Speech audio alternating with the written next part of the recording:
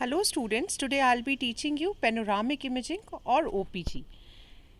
It is a technique for producing a single tomographic image of the facial structure that include both the maxilla and mandible in a single X-ray.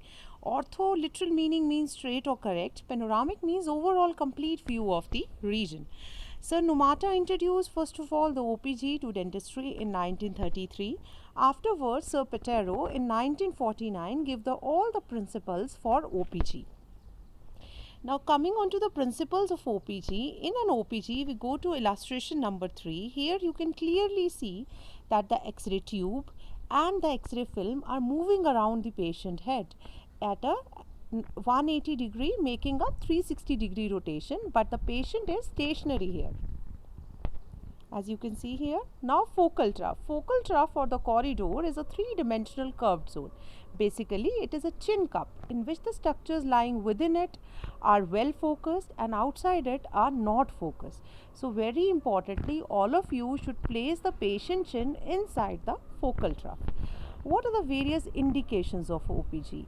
To evaluate the trauma to jaws, to evaluate the third molar impactions, to examine the extensive pathologies of jaw, evaluate the tooth development in the mixed dentition in pediatrics, to evaluate the developmental anomalies again in pediatrics and oral pathology, useful aid in orthodontic treatment, to measure the level of bone and surrounding structures in cases of the implants, in prostho to measure the edentulous gap to fix up the bridge.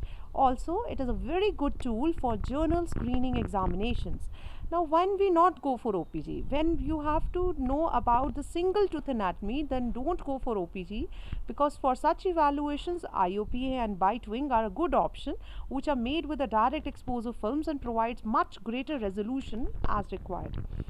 Advantages of OPG. The advantages of OPG are broader coverage of the facial bones and teeth, low patient radiation dosage, convenience of the examination, ability to be used in the patient with trismus.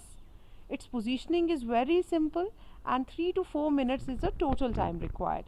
The disadvantages are the resultant images does not resolve the fine anatomical details, and magnification, minification and ghost images are various disadvantages.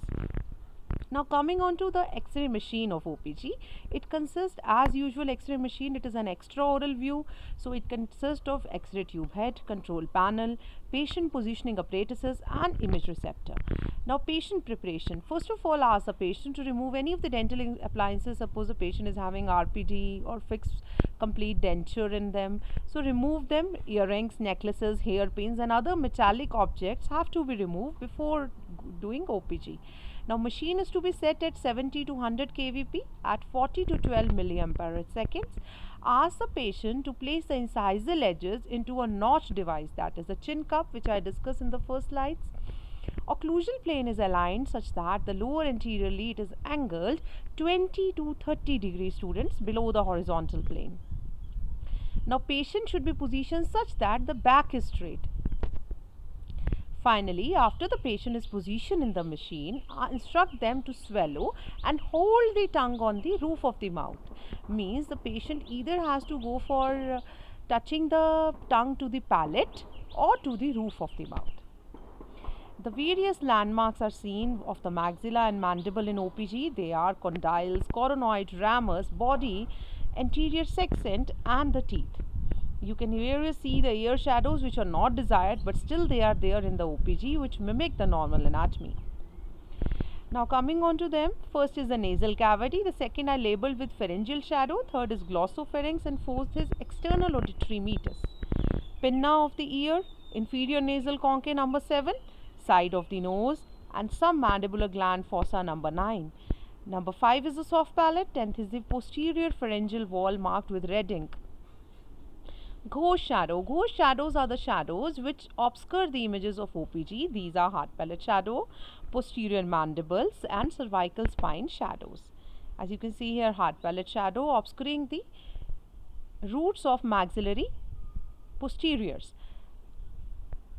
Posterior mandible obscuring the image of angle of the mandible, cervical spine obscuring the mandibular anteriors, shadow of the head obscuring the parasymphyseal region. Here we have hard palate, posterior mandible, cervical spine and shadow of the hyoid bone. Now these are the mandibular structures very clearly visible from this image: condyle, neck, sigmoid, coronoid, ramus, angle, body, mental foramen, number 9, then symphysis mentae and external oblique ridge. Here I have clearly depicted them: mandibular canal, sigmoid notch and symphysis mentae. Angle of the mandible, number 7, body of the mandible, number 9, symphysis mentae and external oblique ridge. Surrounding structures are articular eminence, glenoid fossa, cervical vertebrae number 1, styloid and hyoid bone. Articular eminence number 1, number 2 glenoid fossa, body of the cervical vertebrae number 4 I have labeled, 5th is the ramus. Then we have 5th styloid process here, then mandibular canal and angle of the mandible. Pterygomaxillary fissure number 1, number 2 zygomatic arch, number 3 zygomatic buttress, 4th is the hard palate. Orbital rim, nasal spine, maxillary tuberosity. Now what are the various faults encountered in OPG? The various faults are processing errors as well as projection errors. The processing errors may be when we are going with the conventional x-rays, then we can have the hard light x-ray, the dark x-ray or the artery effect of the scratch marks, etc. But when we are going with the projection error, suppose if we have placed the teeth too anterior, the teeth will appear magnified, they will appear skinny.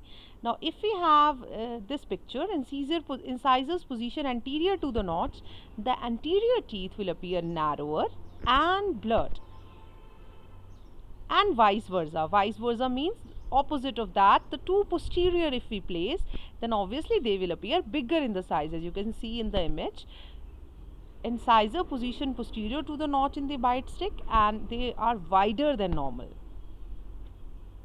Spine shadow. If the patient is not being positioned in the machine with the spine erect, the spine shadow comes in OPG.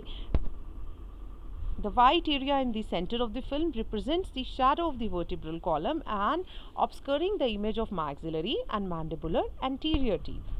Next fault is head tipped up. The patient is not looking in the front. The patient failed to look in the front and tipped the head up. If the head is tipped up, then we have reverse smile line. Opposite to that, if the patient is seeing downwards or the tipped down, not seeing in the front, which is the ideal location, so the teeth will appear with the exaggerated smile line as you can see in this picture. Distortion due to patient movement. Suppose you fail to instruct the patient that you have to remain standstill in the machine for 1 to 2 minutes of duration till the beep goes over. So that time if the patient moves, then this is the artery effect. The patient moves the head in the neck region, so this distortion appears. If a slight movement or a jerky movement of the patient, it indicates a notching of mandible, which is not desired as it mimics the fracture line.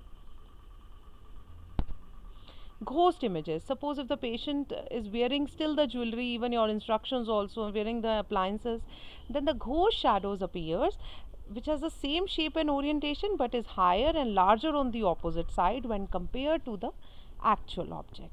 So these are the faults of OPG. Thank you.